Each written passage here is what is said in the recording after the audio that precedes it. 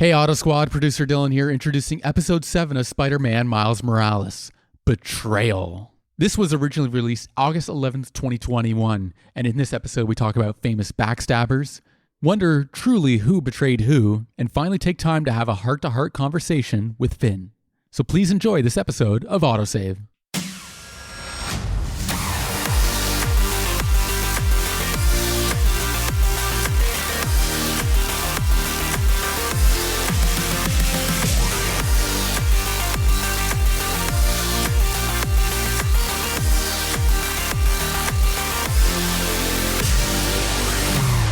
Welcome to another episode of AutoSave. I'm Nick Andrade here with my co-host Camille Salazar-Hadaway. And on this episode of AutoSave, we are continuing our dive into the game Spider-Man Miles Morales. Cam, how are you doing today? I'm doing good. You know, I have my Earl Grey tea a la Captain nice. Picard. It's hot. It's black. I'm loving it. That's keeping me awake right now. I cannot drink coffee that's black or tea that's black. It's really bad. Really? And I know this. I'm trying to get there. But even then, I didn't even drink tea until maybe the first time I drank tea was in London. And that was when I was 28. Oh my God. You're like such a noob with tea I'm very drinking. sheltered. I am. But English breakfast, that's the way to go. That's the way to go for you. Okay. All right. Yeah. Captain Picard would be very disappointed right now. I'm just saying. How was that show, by the way? Have you seen the new Picard show?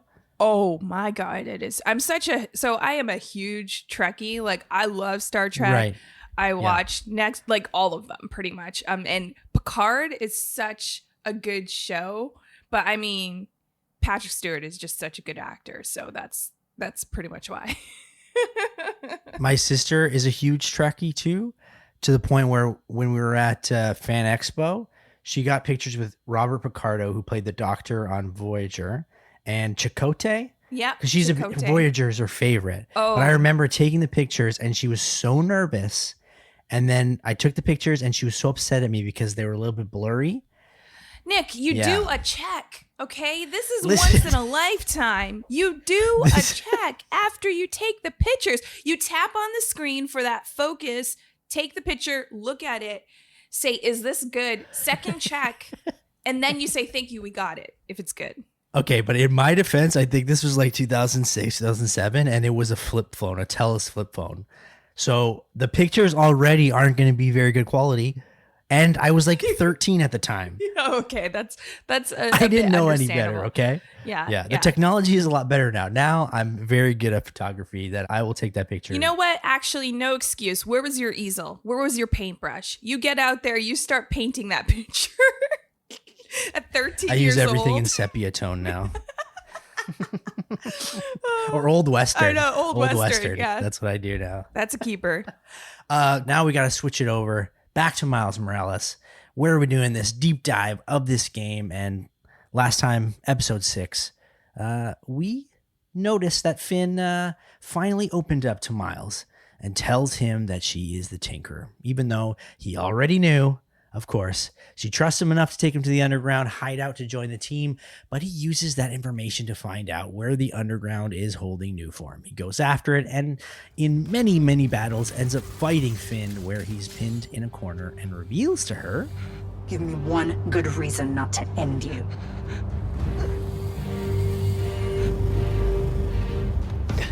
My mom would be very upset. Miles?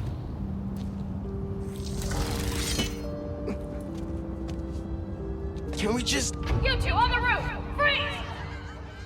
So, of course, now Finn knows that Miles is Spider-Man, and this is where things get a little interesting. Cam, any last thoughts about this last episode that we did and the reveal that Finn knows that Miles is now Spider-Man? Because it opens up probably a huge, broader thing now. Honestly, I have no thoughts on that because I just want to see what's going to happen next. You don't leave it on a cliffhanger like that.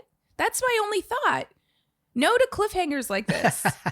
It was just such a touching moment that I just want to, go ahead and see how their relationship will develop, if there is any relationship that can kind of be salvaged in this reveal. Finn feels so betrayed. It's completely sucks. I feel like, again, and you just said the magic word there, betrayed.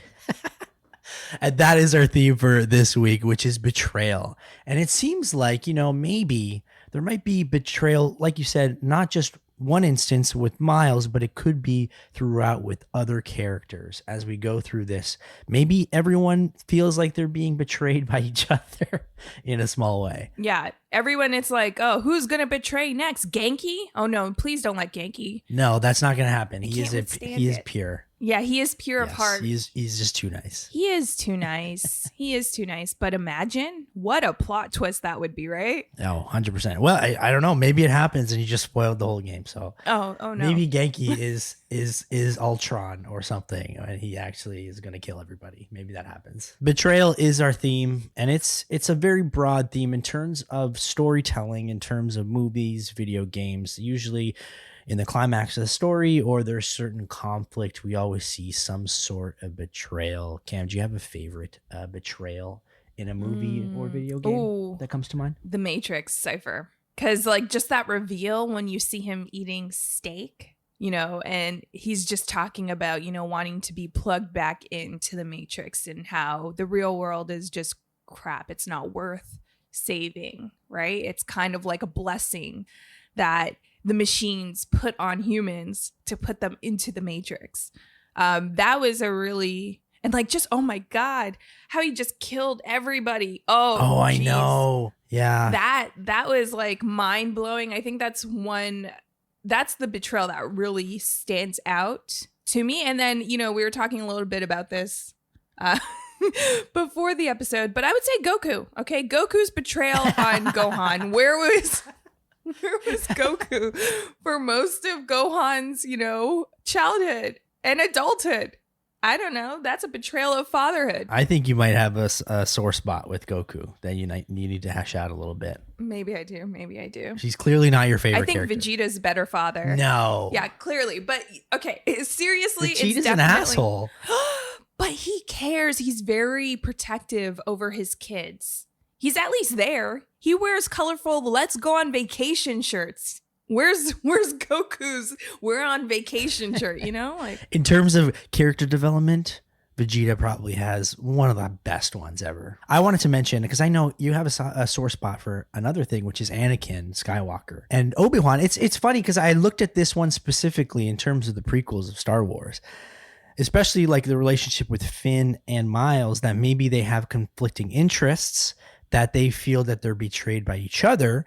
That's also this case probably with Anakin and Obi-Wan, where Anakin thinks he's doing the right thing and Obi-Wan is betraying him, and the same for Obi-Wan and Anakin. So it's an interesting little thing. Plus, if Anakin kills younglings, I'm on side Obi-Wan because I still can't get over that he killed all those little children. yeah, that firstly, why Anakin? Why do we have to bring his name in here? Because it upsets you, that's why. It does upset me. But yes, I would actually agree with you. Like, it's kind of like, in a sense, I would even argue, and I don't like Anakin, but I'm just playing devil's advocate, that Obi-Wan kind of betrayed Anakin in a sense in terms of brotherhood for the Jedi. Like, he didn't really sit with Anakin about his feelings for Padme, helping him really deal. He was, yes, okay, Obi-Wan was, I know this is not a popular opinion, and I'm not saying it's my opinion. I'm just playing devil's advocate here. But Obi-Wan was so busy with everything else that was going on that he didn't really pay attention to Anakin when he was going through all these troubles, like the nightmares about his mother. Anakin didn't open up to Obi-Wan, but why? Maybe because Obi-Wan didn't really give Anakin the time of day. But that's a whole nother argument. I still don't like Anakin. He sucks. Agreed. I was going to say Obi-Wan too. Seems like he didn't really care too much for Anakin. I don't want to get too much into this, but also, I'm going to mention this anyway. Jedi. Why do Jedi have to be super good all the time? Like, he can't have a wife, or else he'll turn to the dark side? I don't know, man. Just let people love. It's the religion. Let people do whatever. They don't have to be priests. But even Palpatine, right? His betrayal Yeah. on everybody. Oh, yeah. Yeah. Right? Because they look to him as kind of this advisor, right? And then he was like, psych, I'm a Sith. So that's not cool. There's the other Star Wars betrayal, Lando. Oh, there's Lando. Yeah, I went to a little deep dive here, like Mr. Orange from Reservoir Dogs and Fredo Corleone from The Godfather 2. Because again, you don't mess with family. All right, just like Dom from Fast and Furious series, right? You never mess with family, okay? And you cannot betray your brother, sister, father, mother, because that to me is the ultimate sin. Or even, Fast and Furious, Letty. Oh yeah, Her betrayal, or even Dom's betrayal later on, right? yeah. There's so much to keep up So on. much betrayal pots. Yeah. Betrayal is a common theme. You kind of need that conflict, whether it's a surprise or a twist. I think people like that, which is why we see it a lot, right? I completely agree. But after the break, who betrays who? We get down to it on AutoSave.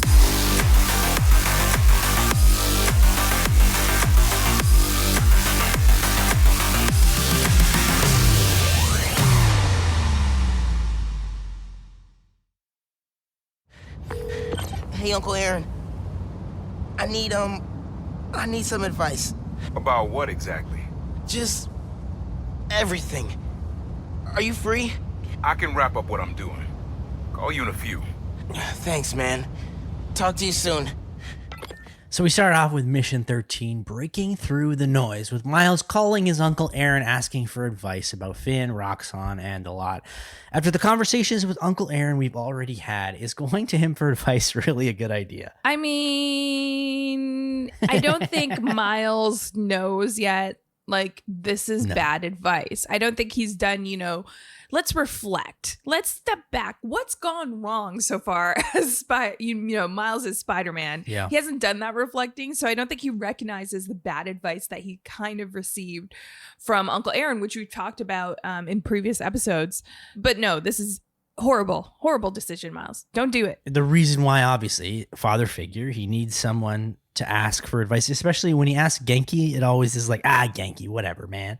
Like, you're my friend. You don't understand. But every time he goes to Uncle Aaron, he's like, please tell me everything that you know, and I trust you unconditionally. It's not a good idea, man. It ain't a good idea. But now that you mentioned, the difference between him going to Genki and Uncle Aaron, the real difference there is the fact that Genki is someone his age. So he may look to Genki as being unexperienced, especially with the whole idea of saving Harlem. But then going to Uncle Aaron, that he knows has dealings in the going on behind the scenes with crime lords and everything like that in Harlem, he may have a better understanding. He still looks up to him with that experience, and that's why he keeps going back to Uncle Aaron. Well, once you meet up with Uncle Aaron.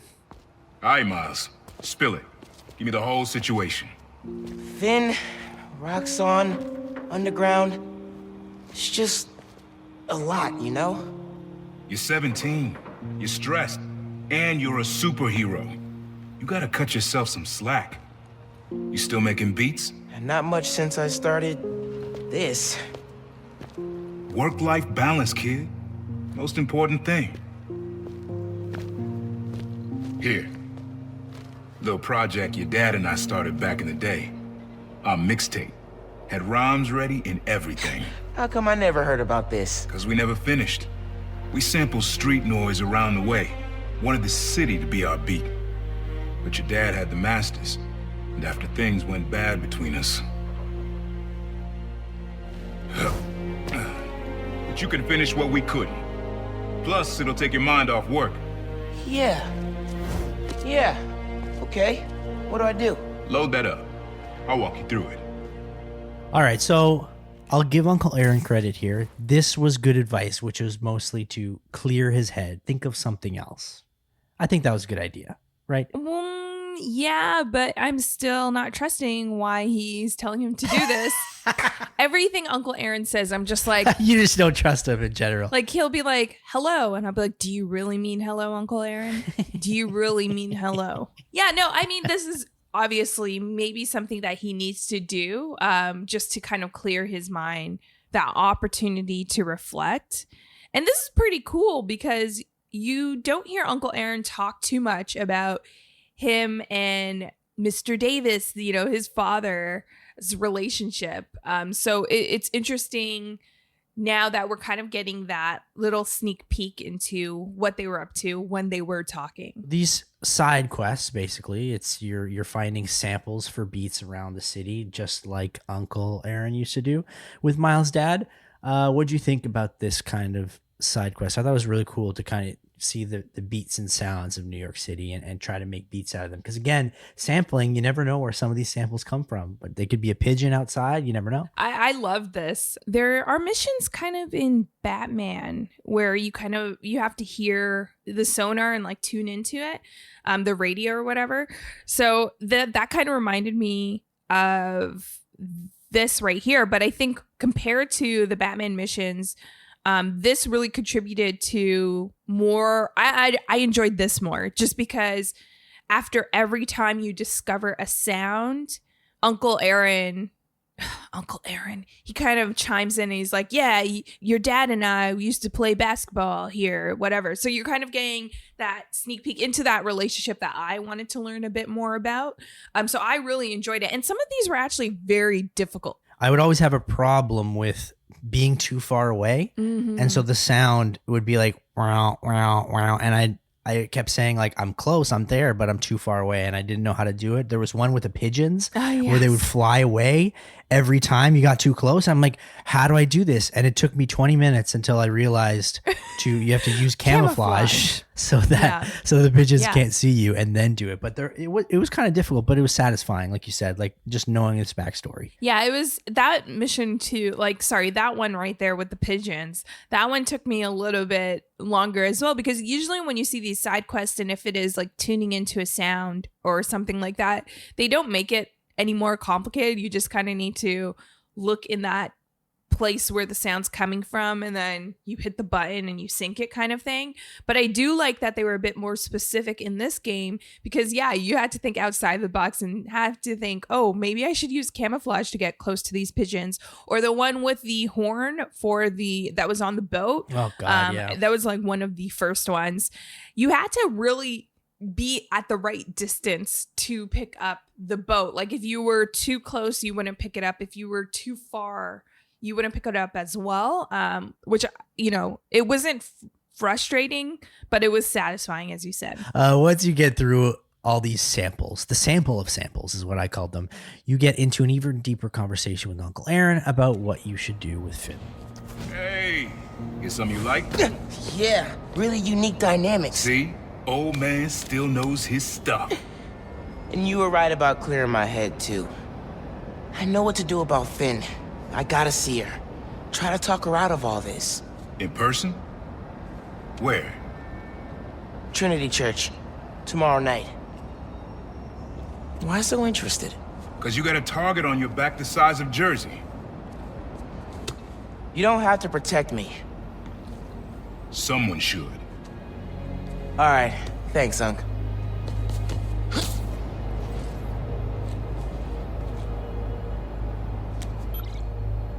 Trinity Church.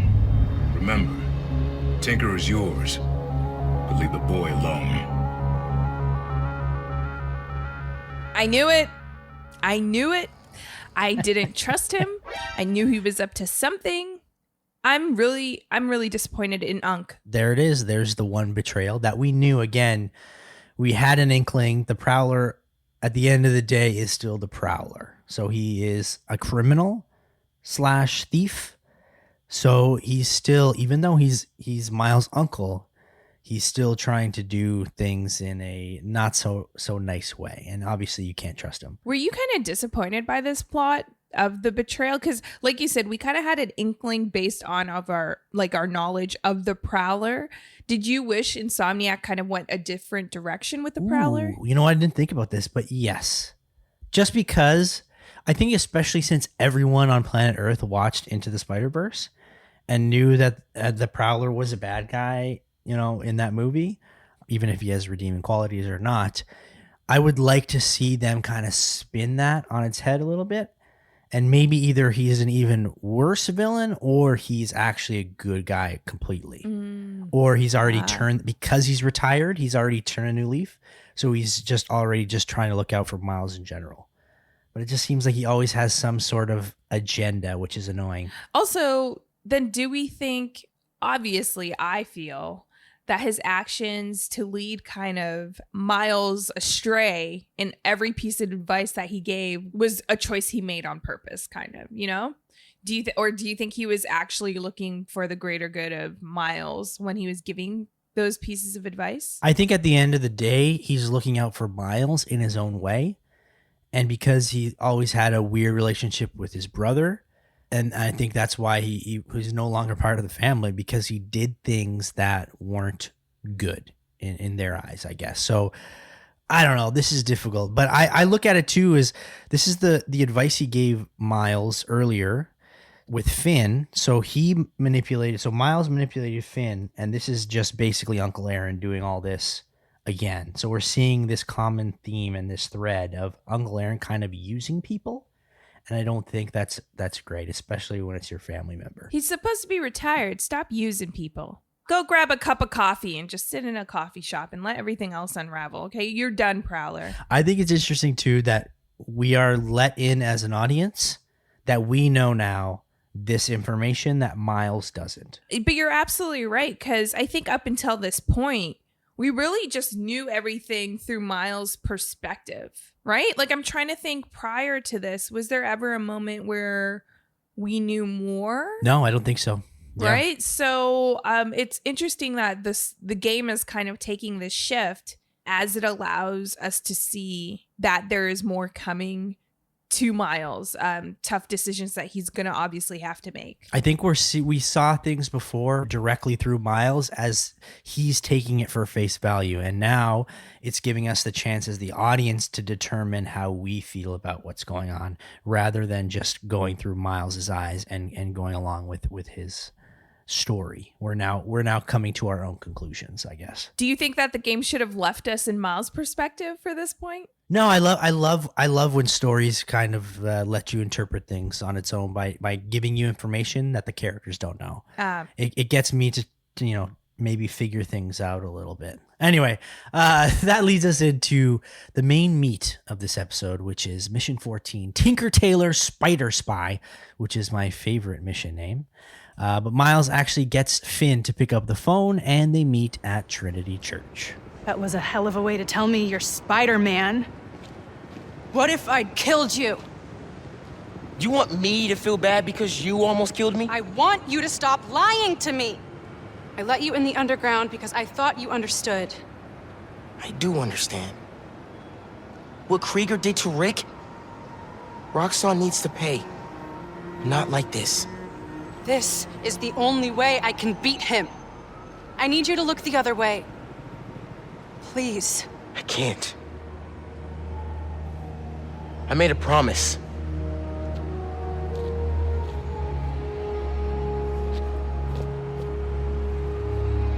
So did I.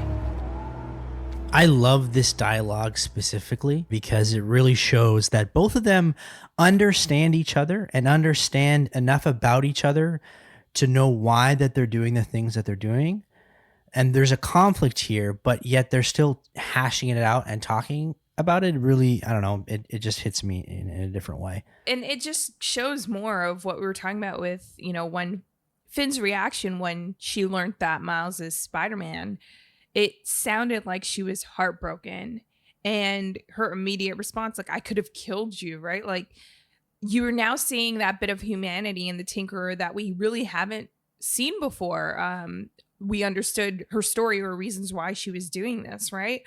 So I loved this little bit of conversation that we did get from them, because Miles was hiding secrets from Finn and Finn was hiding secrets. It was just such a relief to kind of see this honest conversation. And you can tell how much they love each other because Miles will not give up. He keeps trying to help Finn, and Finn, again, feeling betrayed by Miles for leading her on or not telling her the truth, all that stuff, is still willing to have a conversation with him. Not right off the bat. She's not like, no, I don't want to talk to you. I can't believe you betrayed me. She's still trying to find a way to forgive him. And that's what I love to see. Which is crazy to think that they're teenagers, because I know as a teenager, I'd probably be like, hey, get away from here, man. You lied. I'm not talking to you. I don't talk to liars. I'm trying to think of this in terms of like real life. But I guess with a family member, if you have two completely different ideas of something, it's always good to know that they're not going to shut you out regardless of how you feel, that you're still finding a way to find common ground as much as possible. I don't know. They're really trying with each other, and I like to see that. And I feel like when you think of someone as family, you automatically assume that they will have some certain level of patience with you. Try to understand your perspectives. So yeah, this is pretty real here. And their maturity with like how they're handling it, I applaud them so much. Right? As 16-year-olds? I would have been like, yeah, I would have gone on with loser, double loser. I'm not the tinkerer. You suck, you know? But honestly, it is really sweet that they're handling this with such maturity. And like Miles, you know, although we saw Miles lie to Finn in the past, he really thought he was doing the right thing because of that terrible advice that his uncle Aaron gave him. It just shows, like you said, like, he really is trying to bring his friend back. Well, that maturity and positivity doesn't last because guess who shows up? Rhino. Remember him? I kind of forgot that he was around, but he shows up. So we're kind of putting the pieces together of maybe what Uncle Aaron's plan is. And that involves Rhino. And that's putting Miles in danger. So I think that's pretty stupid. Where was Rhino all this time? Firstly, he's a big guy. He can't hide in the city as other villains do. I honestly thought they were done with Rhino, but again, we talked about it before. He is that one Spider-Man villain that always shows up. But I think it was a smart choice to kind of bring Rhino into the picture instead of someone else. Then it's like that familiarity if you're a Spider-Man fan, but not over like drowning out the story by introducing another Spider-Man villain that, you know, it could complicate things. So Rhino, he crashes the party, as we said, and attacks both of them. Rhino has a brand new red suit that protects from Venom power. Uh-oh. So without Venom power, Miles has no chance. What?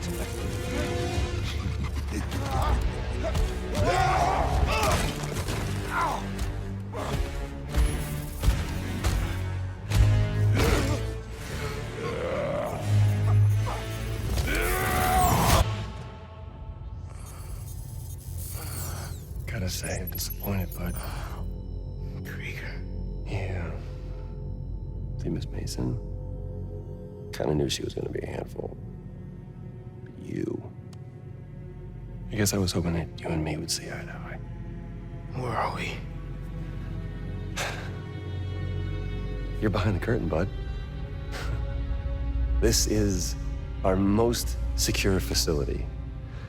And here the sausage gets made. You're a real prick, you know that? You know, when her brother and I were developing new form, All you did was put your name on the patent.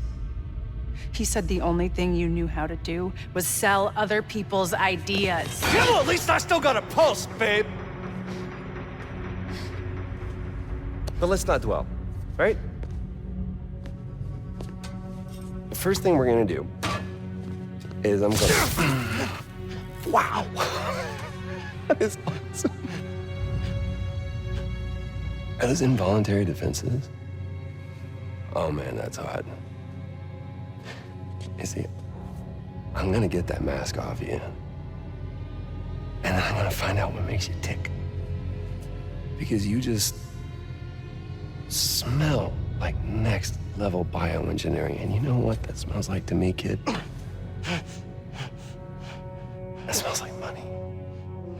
That was a very long clip, but there's a lot to digest here. Miles and Finn are captured.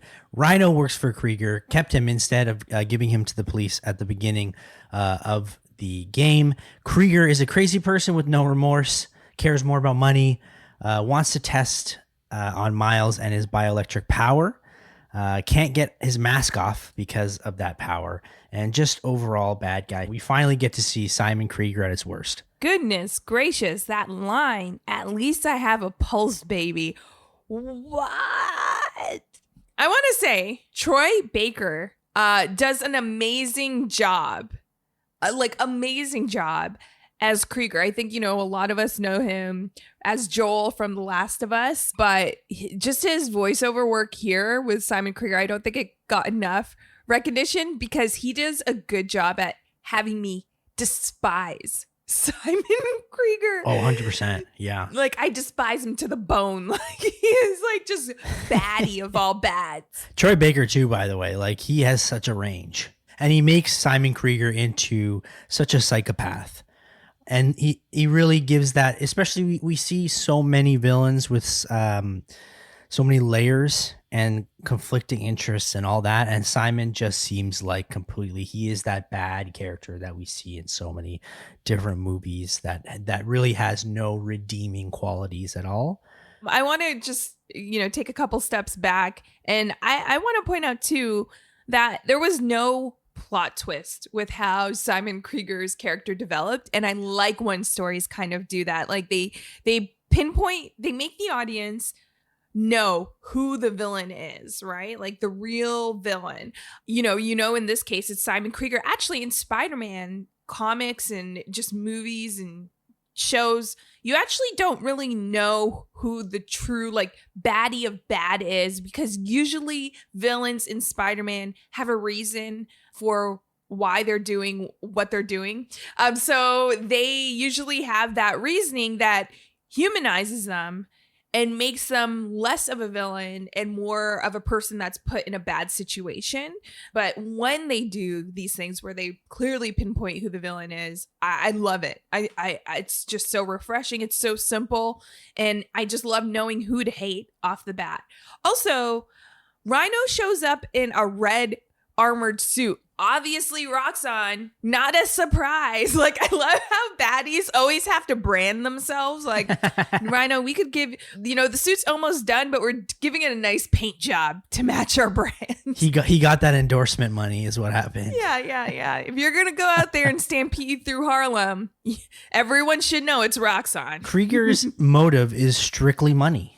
That's literally his only motive. Yes. How to make money, how to make more of it, and how to make him a billionaire or whatever he is. He just cares about money in general and doesn't care about who he goes through, as long as it is positive in what he's doing. I thought that was a cool shout as well. I noticed in a lot of superhero movies or comic books or whatever, if the villain has hold of the superhero, they never just straight up take off the mask right away. And I'm always just like, okay, just take off the mask, figure out who this person is. And in this one, I liked that he did try, and then there was a reasoning as to why he couldn't, which is because the bioelectric power from Miles is protecting his face, protecting everything. So he gets a nice jolt as he tries to take off his mask. Yeah, the identity in, superhero history is always kept secret by the baddies. The baddies can never know the identity of, a superhero, or rarely does know, because they usually only show that to the ones that they love, the people that they're protecting. A la, the Spider-Man movie, Tobey Maguire, his mask completely gets damaged and ripped off his face. And the people try to protect his identity because he saved them, right? So I love that they kind of kept with this trope. But really, I feel like Simon Krieger, you have money to figure out a way around this. So it's only a matter of time, but something's going to intervene before he actually gets that mask off. So again, he lets people do the dirty work for him, and guess what? It doesn't work out. The Roxxon guards can't defeat Miles. He finds a way out, and now him and Finn have to escape. So you first go through stealth and beat some enemies without being detected. And once you do that, well, I can't let them go until they have my new form. You shouldn't even be here. Your muscle was only supposed to grab the girl. Yeah, he didn't like that. Here's the deal, bud. Spider-Man's the best leverage I got against Miss Mason. I mean, you caught them together. Well, I mean, you caught them, but it was thanks to your intel. So clearly there's something going on there. You agreed to leave the kid alone. Uncle Aaron? Ah, the kid. I love how you say that. It's just so paternal. The way Simon says that, it's like Silence of the Lambs. Clarice. Yeah. that was my sign. That was my Hannibal Lecter. I'm sorry. I loved it. But that's the betrayal right there. There's the main betrayal that we're looking for. That Miles finds out what we already know, that Uncle Aaron is up to no good, and that's what it is. He's trying to protect Miles, but in his own way, and that is not how Miles obviously wants him to do that.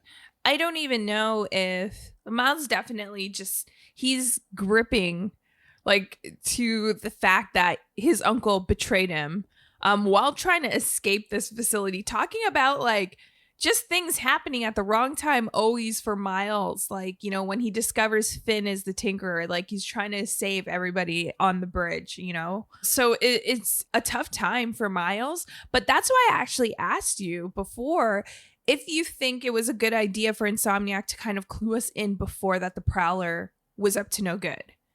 Because I feel like at this point, if we were revealed this alongside Miles, I think it would have hit closer to home. Especially because we wouldn't have time to really sit with it. You know, before we had a cutscene and then loading up to the next missions. If we were revealed that Uncle Aaron was the Prowler here with Miles, I think we would have been like, oh my gosh, what just happened? And then having to go into battle right away, I think that would have been more interesting of a choice. I agree. I think it would have been more effective. Now that I think about it, I did like that touch before, but when you mentioned it like that, I think the audience would have been more surprised. Like you said, it's just like a small little tweak or cut where you just cut at the end. Maybe he calls someone and doesn't say leave the kid. I don't know. Or just ended at the conversation and then reveal here. Then it's you're going through the emotions with Miles at the same time where he's pissed and now you're like, you know, jaw dropped as well. Oh crap, here we go. Now Uncle Aaron is the Prowler and now he's the one who betrayed us. Yeah, I completely agree with that. Yeah. Also, I do notice after you escape this situation, as Uncle Aaron is talking to Simon Krieger, you can see that Finn is still upset. Even though everything that's going on, she's deeply hurt by him and tries to have a conversation with him again.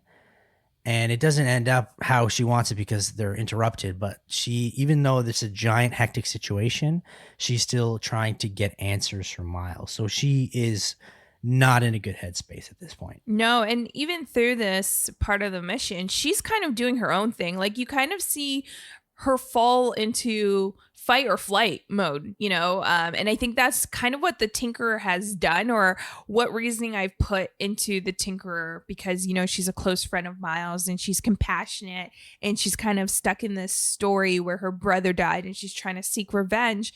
I think that fight or flight is kind of that emotion that kind of takes her over when she is the Tinkerer, and she will be willing to do anything to survive, right? That's a great point. I don't know. That's super meta. I can't add anything to that, so I won't. And okay.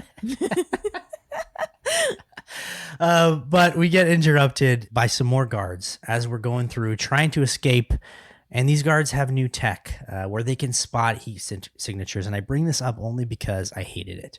Because every time when I'm doing stealth missions and I get caught now because of these guys who have heat sensors, I get shot and I might die or fall off a ledge because I can't deal with it. Because normally my whole strategy is use my stealth attacks and then I get caught somehow.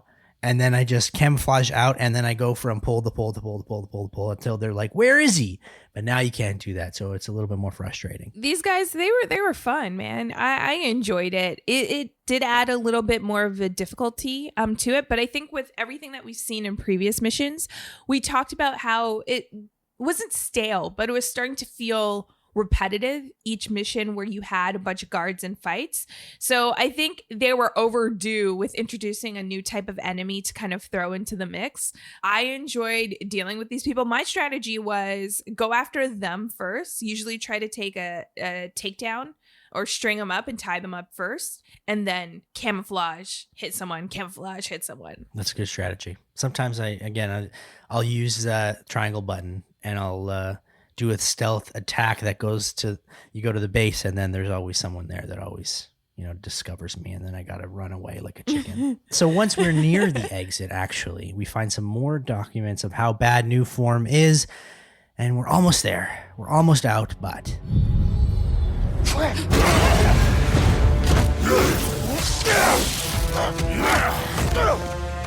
You like my new color? Immune to your little zappy pops. Zappy Pops? Come on, man. Now, we finish this!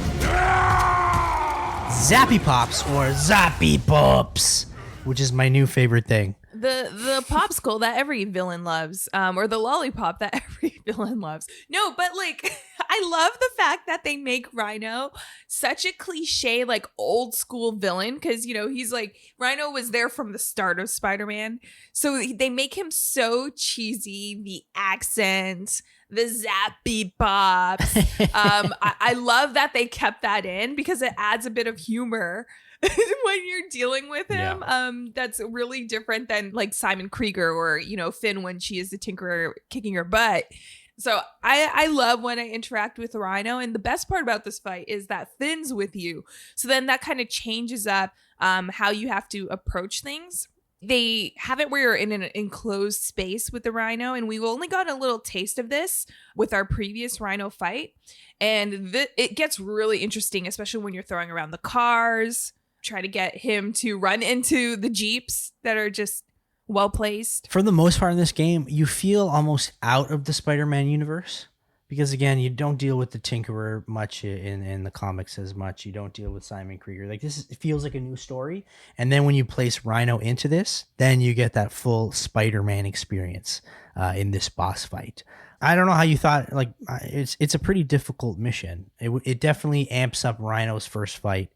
And now there's a bunch of AoE attacks. You really have to think while you're doing this and think on your feet because he does attack pretty fast. Yeah, he does. And, you know, you have to dodge really quickly and try to, like I said, have him run into those tanks or Jeeps or vehicles that are around that are just so well placed in this space, right? So you have to really be aware of your surroundings. Plus you have all their little minions coming after you, but for the most part Finn handles them.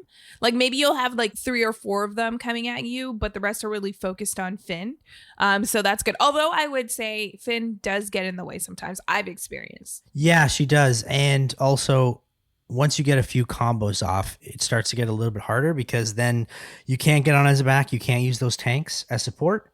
And now those tanks he throws at you and you have to dodge those. And then those turn into, I think, the engines of the tanks. You use them, charge them up with your bioelectric power, and then throw them back at Rhino. And that gives you an advantage to use some more combos on him. And that is then how you beat him. So once you do that, it's the least of your problems because you beat Rhino, but of course there's always more to it. You know, Krieger told me how your brother died. Very amusing. Shut up. He also told me it was your fault. You watched him die. Helpless.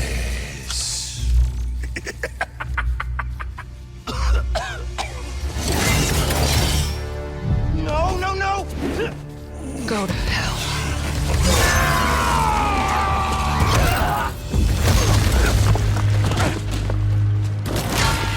Finn! What the hell?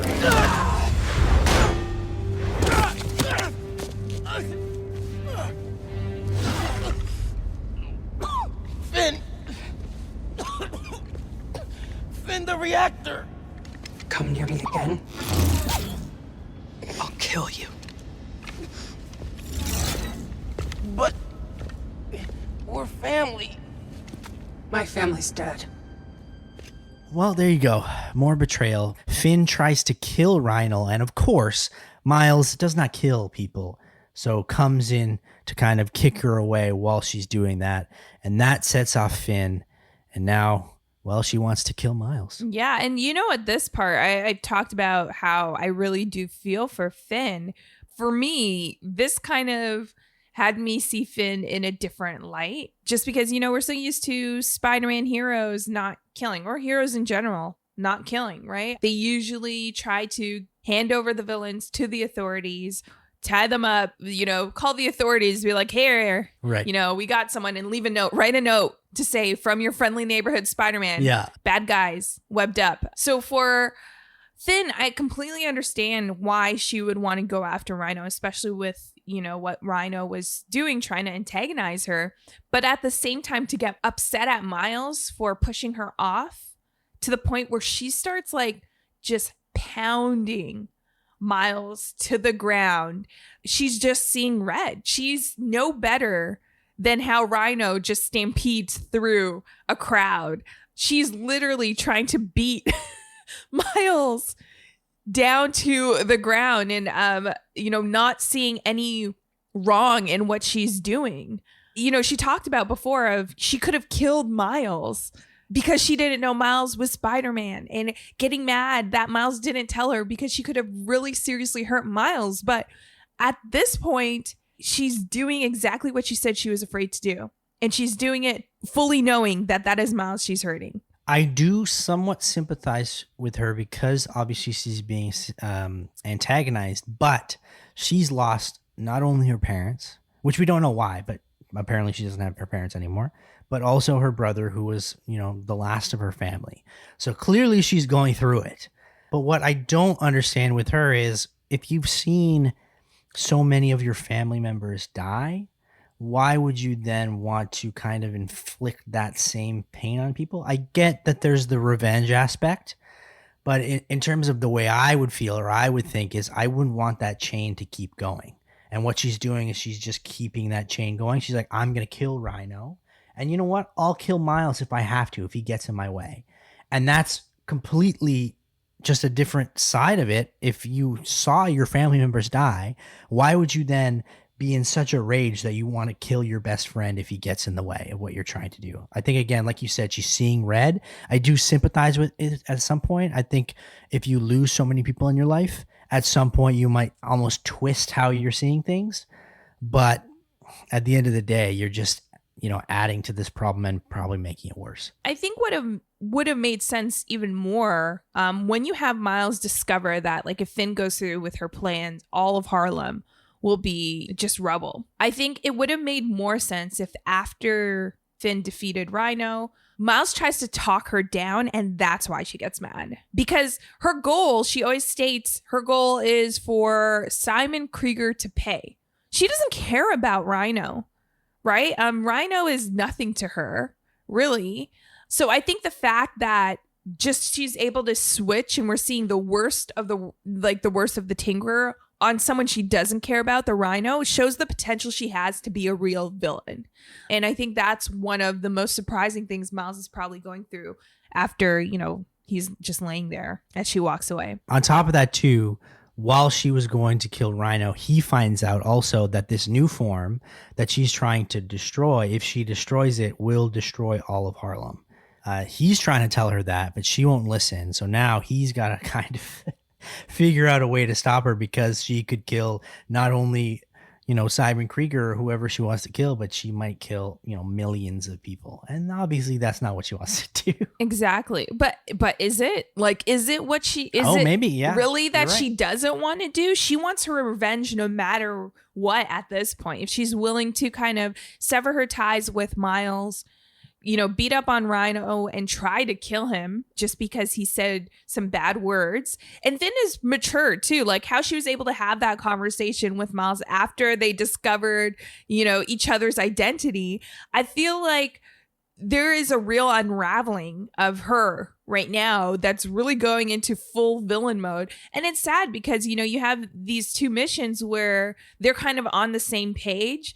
And I talked about earlier, like I was curious about what would happen to their relationship, if there will be a relationship to kind of salvage here. And there isn't now. There is obviously no relationship here, as Finn says her family is dead. Like she feels like she has no one.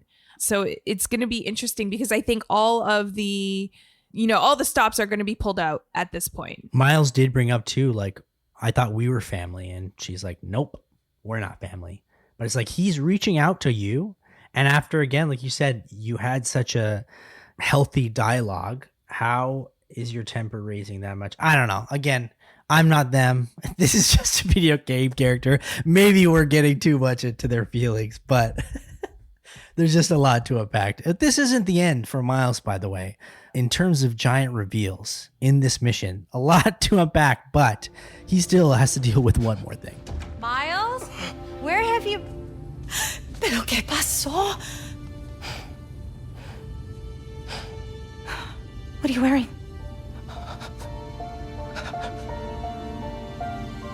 I have to tell you something.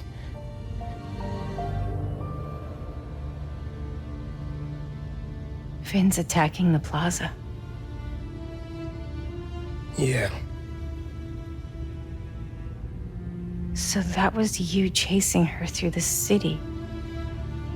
As Spider-Man. You could have died. No lo puedo creer. Why didn't you tell me about any of this? All those talks we had? How to keep yourself safe? But this... I didn't want you to worry. And the other Spider-Man's gone. I just keep making things worse and worse. Now I screwed up things with you. Miles. There is nothing you could ever do or ever be that would make me stop loving you. Nada. You give me strength, Miles. That's all a hero really is. Someone who's brave for the people they love. You remind me more of your father every day. You stay safe. I will. Miles can't catch a break. Genki rescues Miles after he just got pummeled by Finn, brings him back to his apartment, and guess who's home? His mom, and finds out that he is Spider-Man. Oh boy. I wasn't expecting this reveal at all. I really didn't think anyone else would find out Miles is Spider-Man in just one game, but they really just threw it all in there. And you know how it happened though, it just shows what condition Miles was at after that fight with Rhino and then that fight with Finn. He was completely beaten up to the point that Genki was just looking out for his friend's health, ran out to get some like cotton swabs and alcohol to kind of help his wounds, not really thinking about the whole identity thing because he's just really looking out for his friend. Yeah. Best friend of the year, Genki. But yeah, no, this is crazy that Miles' mom knows now that he's Spider-Man. I don't know how my mom would react. How would your mom react? 100% she would cry. Because my mom would have been completely freaking out. I'm just going to say, like, you know, growing up and even until maybe I was like 27, 28, she would be like, where are you going? Oh, I'm going to hang out with friends. Well, make sure that they drive safe. Are you drinking? Like, she always was like worried about me 24/7. So imagine I told her that I was Spider-Man, she'd probably get an aneurysm. But she also sees what Spider-Man's been doing. Like Miles' mom sees what Spider-Man has been doing in their community and helping out the new Spider-Man, as they like to say it. And she's used to kind of a family of heroes, right? Miles' dad put his life on the line time and time again. If you look at that layer, though, especially to see her understand Miles and kind of give him advice, that's huge. Because you saw your husband die because he put his life on the line. And now you're seeing your son put his life on the line. And instead of being like, you know, I need to protect you and you can't do this, she accepts it and she understands. And I watched this clip a couple times yesterday just to refresh my memory a little bit, how she was so understanding and how Miles at this point needs advice more than anything because he's getting bad advice. He's getting too emotional in things. Bad things are happening to him and he can't catch a break. And the one thing that probably would take it over the edge is if his mom couldn't understand this. And to give the advice that she does give him and be like, in this family, we protect the people that we love. He needed to hear that. And I think that was just an important part of the story. Yeah, it definitely levels out the trauma that Miles is dealing with, you know, all these things that are being thrown at him, literally as well, to kind of go back to the core people that always had his back. And that's his mom and Genki, right? And just kind of going back to his roots of having that reflection with people that he knows he could trust. These aren't new relationships or old relationships that he's now rekindling. These are the people that are always there step by step, right? So it's great that he's getting this advice And I just applaud his mom as well, because I don't know how she's so calm and cool. I think the most important thing with heroes now that, playing through this game and obviously every touch of media that we've seen throughout the last 10, 20 years is I think superheroes need some sort of unconditional love from somebody that no matter what they do, they can come home and someone will love them unconditionally no matter what they do or how they do it or the decisions that they make. I think that's really important. I think for their sanity's sake, right? It kind of reminds me of Into the Spider-Verse. Aunt May in the main universe knows of Peter's identity, right? And it has this whole layer. I wonder if Miles' mom is going to create a layer to help support Miles's adventures as Spider-Man. Yeah. But again, even though there's a moment of solace here, Miles still has a lot of problems to deal with. And in this mission, now we turn to mission 15, Thicker Than Blood, where, he's got to deal with even more. Can't let you go back out there. Let Krieger and the Tinkerer kill each other. Go back to being Spider-Man when the heat dies down. And what? Just hide down here? I don't get to pick and choose when I'm Spider-Man. I gotta stop Finn. No, you gotta survive. I've been trying to teach you that, but you don't listen. You want me to survive so bad? Why sell me out to Krieger? Wasn't a sellout. Yeah. I'm serious. You were never supposed to get caught. Krieger broke our deal. You want it back in the family, and that's the best you could do? I saved your life. You threw me in a cell! To protect you! Like this is protecting me? Damn it, Miles! I'm not gonna lose you too! And I'm not gonna let people die just to save my skin. You underestimated me. We're really unpacking a lot of emotions here today, huh? Things just don't stop. Mission 15. Uncle Aaron actually kidnaps Miles at the beginning to protect him. And I love this back and forth. What did you think of this whole conversation? It kind of falls into line with like the comic books about the Prowler, like Marvel's Ultimate Edition of the Prowler, which is Aaron Davis. He kills the Tinkerer in the comic books. Ooh, okay. Because the Tinkerer kind of finds out that Miles is Spider-Man. So he kills the Tinkerer in order to keep that a secret. And I think that is just completely falling in line with what is happening so far in the story. As the Prowler, he had to do some pretty dark and shady things. And although he's retired, turn over a new leaf, that mentality is still there with him, where he thinks he has to kind of hold his nephew captive. He has to turn over his nephew's like best friend or childhood best friend in order to save his nephew's identity, so it's interesting that they're really falling in line here with what the Prowler is in the comic books.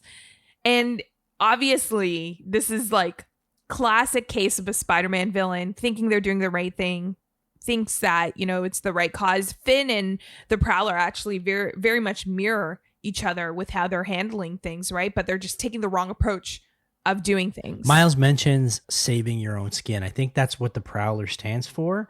He might do the right thing sometimes, he might not, but at the end of the day, he's just looking out for himself. And in this situation, he's looking out for Miles. And I see his kind of situation and why he's thinking that way, because he lost his brother because of something and he wasn't there to protect him. And he is also reeling because I don't think he got to say goodbye. And they ended on bad terms. So what he's trying to do now is project that feeling onto Miles, and he's saving him at all costs, no matter what that means. And he'll kidnap him and hold him captive, just if that means protecting him, because he does not want to lose another loved one. It's honestly perspective. Like each villain that we've encountered, aside from Rhino and, Simon Krieger, are really just doing things based on how they feel it should be done to get the job done for the greater good. It's kind of like the idea of Batman. People need to put blame on someone. And if Batman needs to be that person, then let them. But the only thing is, Batman has morals. Batman will not kill. Batman doesn't use a gun unless, I guess, you're Ben Affleck, We'll not talk about that version. But yeah, like, you know, so I feel like that's really what makes the difference between Miles and the Prowler. But then if you think about it, Miles kind of bent to his own morals. He lied to the Tinkerer. He lied to his friend Finn. He tried to infiltrate her organization to find out the truth. And yes, he did that based on the advice of his uncle. But at the same time, it's him that made that choice to do that. He knew kind of what he was doing in order to bend that. So I beg the question, you know, the Prowler is maybe not that different than Miles. I'm going to counter that only because I really think that he was thinking exactly the way his uncle was. He was using that advice to a T because he didn't know what to do. That's why he created a pros and cons list with Genki. He was asking Genki for advice as well, even though he ended up using Uncle Aaron's. I think he started to I think after the conversation with his mom, that's when he realized maybe that Uncle Aaron was in the wrong. So after all this time, he trusted him, and then maybe after his betrayal, whatever, and now this we're seeing is Miles' true morals. That this is what he wanted all along, but he went the other way because he didn't want to step on people's feet, and he was also getting his advice from his uncle. So I only counter that because I don't think Miles was doing that in good judgment. I think he was going against how he thought. And this conversation he has with Uncle Aaron and him fighting back is how he truly feels, because I think he's more in line with how Peter is as a person as well. That's my thought. I don't know if I'm right, but I'm going to go with it. I agree with you. So he escapes Uncle Aaron's little lair because, he has venom power. So he gets out of his whole jail cell and he fights Uncle Aaron in a nice battle with the Prowler. A lot of boss fights here near the end, but how did you think about this one? Yeah, it's like the team was just like, we wanted to do all these boss fights, but the game is, almost done. So let's just cram them in the last few chapters. And I loved it. I loved going from Rhino, and this feels like a completely different fight than the Rhino fight because he makes these like, they're not holograms. They're I don't even know what they are, but there's like different versions of the Prowlers, but there's only the one real Prowler that you could land hits on. And I thought that was really cool to encounter. It was a bit difficult at times too, because he moves really quickly. The Prowler is very agile. So dodging, like I would find myself in a string of dodges without even landing an attack. This fight to me was probably up there with one of the most difficult. Is I was just dodging constantly because I didn't really know what to do. And I started to realize quickly that you need to use the generators that are around his lair to charge up your venom power, and that's the only way to kind of take him down, because again, he has camouflage as well, so he keeps appearing randomly, and he throws these damn proximity mines constantly that I'm just dodging constantly, and then once I get out of the range of the proximity mine, he's attacking me again.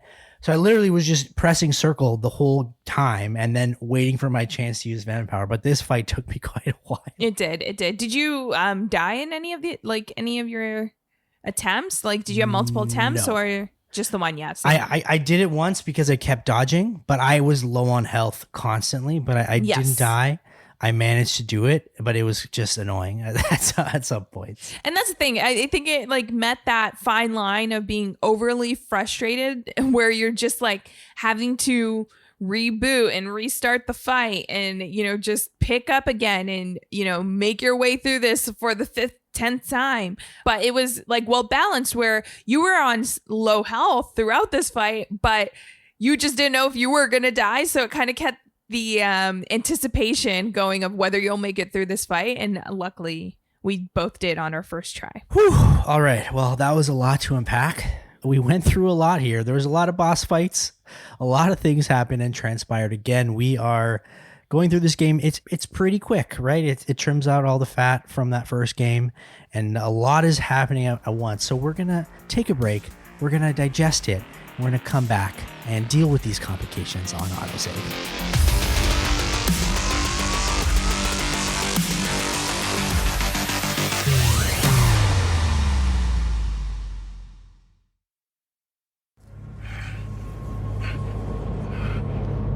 I know I messed up.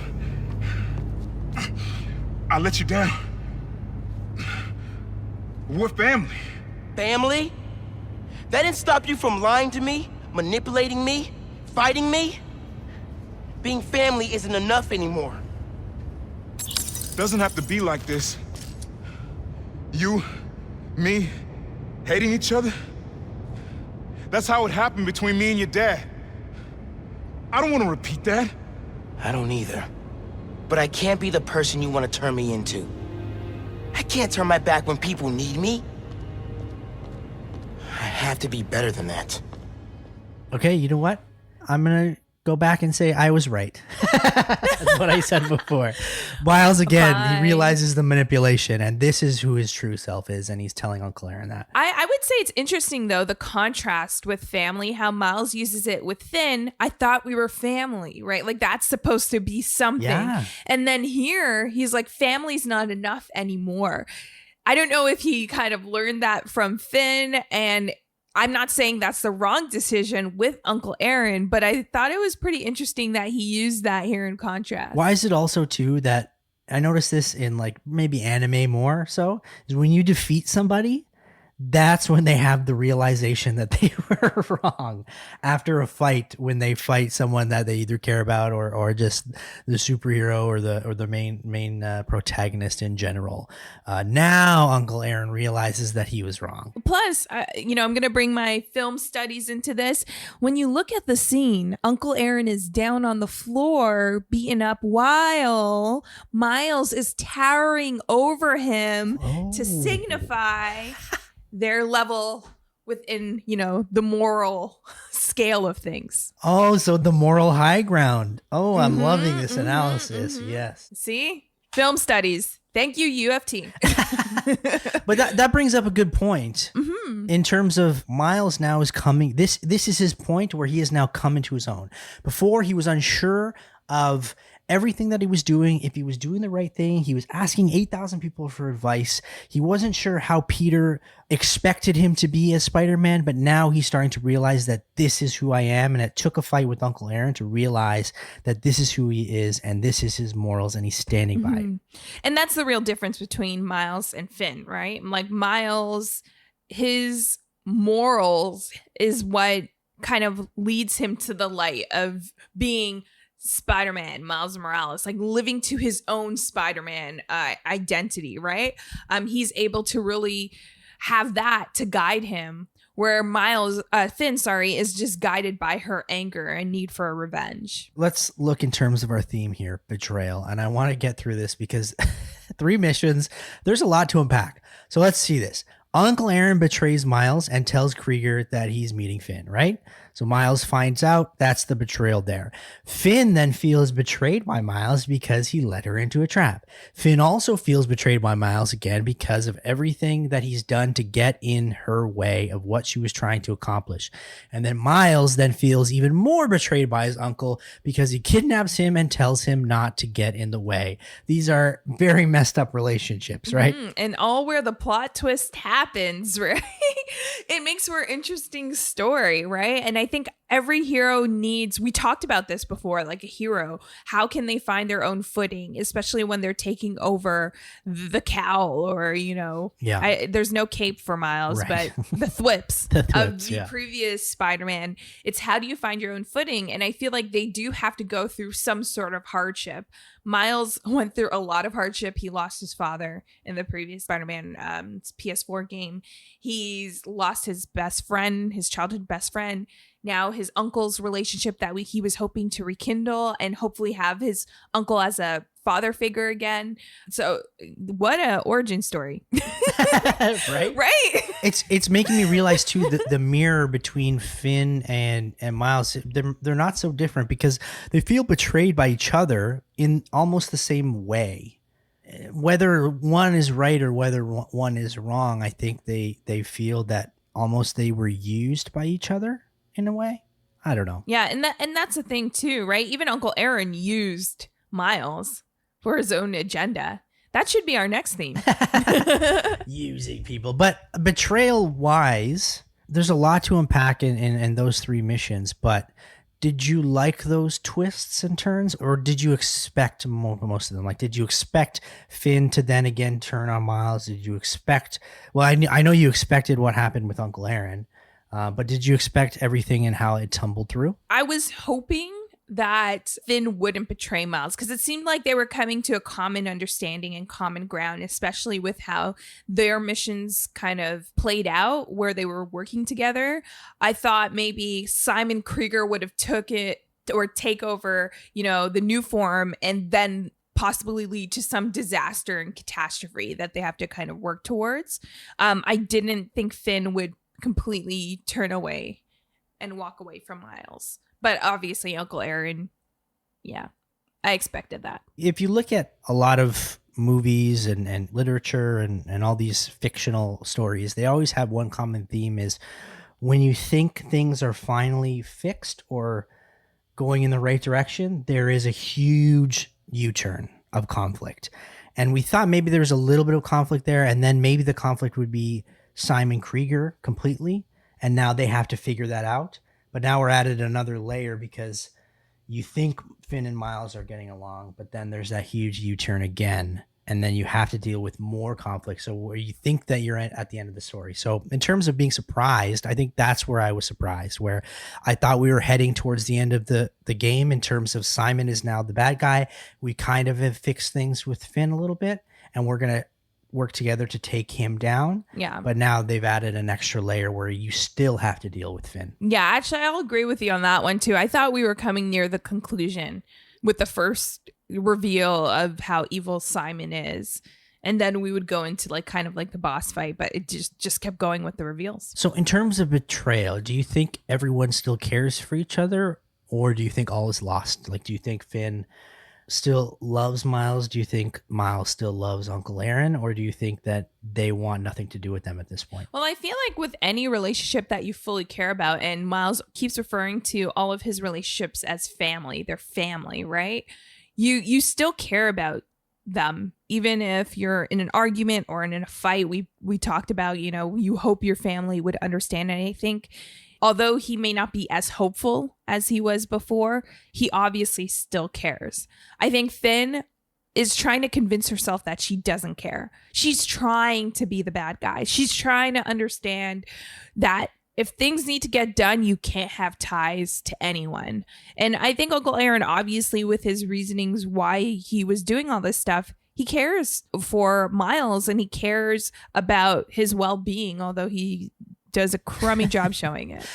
Do you think betrayal in terms of this, if there is a redeeming quality from any of these guys, is betrayal unforgivable in this sense? That's a good question. Although the optimist in me will be no, it's just tough times they went through. I want to say yes. I think betrayal is the one thing that you cannot fully forgive because you lose that trust. And we actually spoke about this in previous episodes when we were talking about Finn being lied to by Miles. In that sense, Miles kind of betrayed her trust. And I don't think there's any way to fully recover that. And we see through their relationship, they didn't recover from that. That's still something that is an underlying problem. So I would say no. How about you? I would say yes, just if they are able to redeem themselves and understand each other. But this is why I go back to the point in terms of they're all looking at these things in their own perspective. And it could be betrayal. They think they're each being betrayed by each other. But at the end of the day, they have their own morals and they're sticking to it. So is it really a sense of betrayal, or is it just not understanding each other? That's a deeper layer that I'm looking towards, but we look at it as, oh, it's a betrayal. This is the conflict, whatever. But it to me, it just kind of looks like two differing opinions that are clashing. And I don't know if that's necessarily betrayal. I think Uncle Aaron is the betrayal because he did something that affected what happened. He was trying to basically kill Finn in order to protect Miles. But then Finn also literally pummeled Miles. Yeah, but she didn't kill him, so she didn't kill him, so it's not betrayal. I agree. I disagree with you on that one. I think if I understand what you're saying because it's just two varying opinions.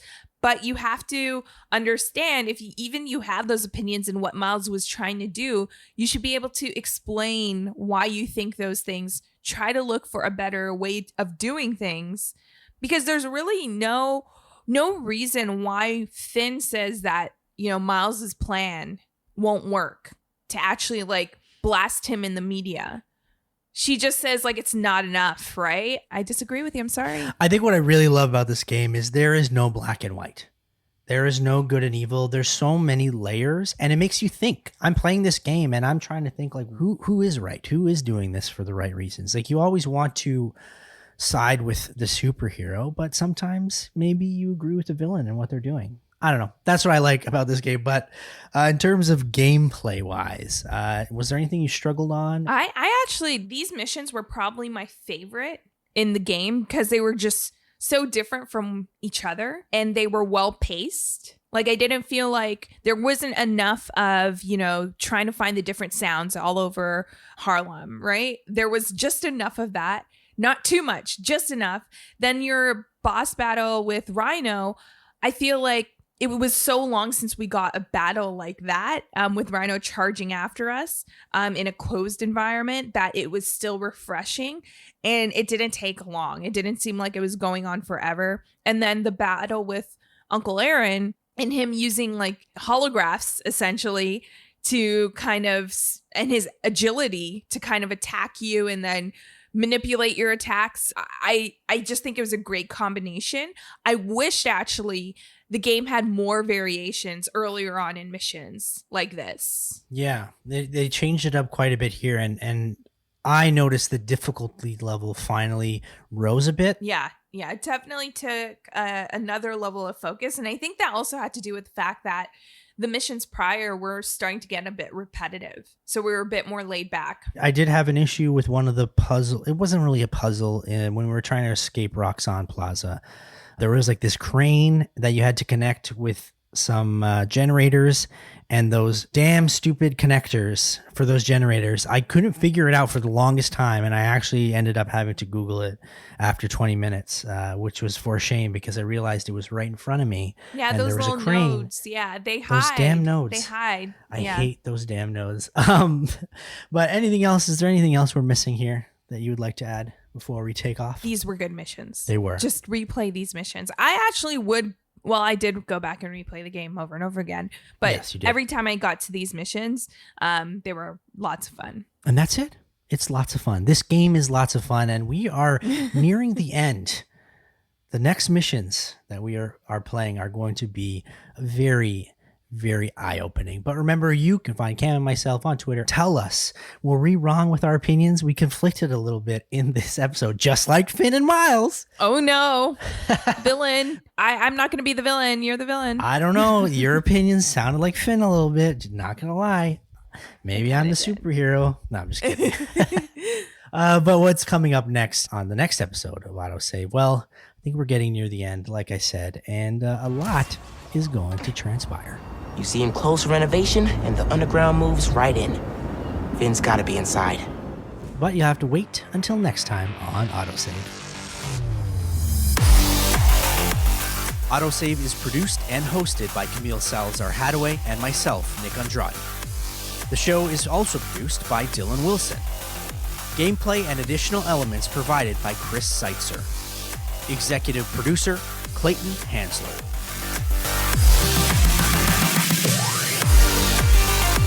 You can follow the show at AutoSave Podcast on Twitter and AutoSave Pod on Instagram, YouTube, and Twitch. You can subscribe to the show wherever you're listening to it right now, and if it happens to be Apple Podcasts, kindly leave us a rating and review, but only if it's good. AutoSave is a Soda original, hosted on the Soda Podcast Network.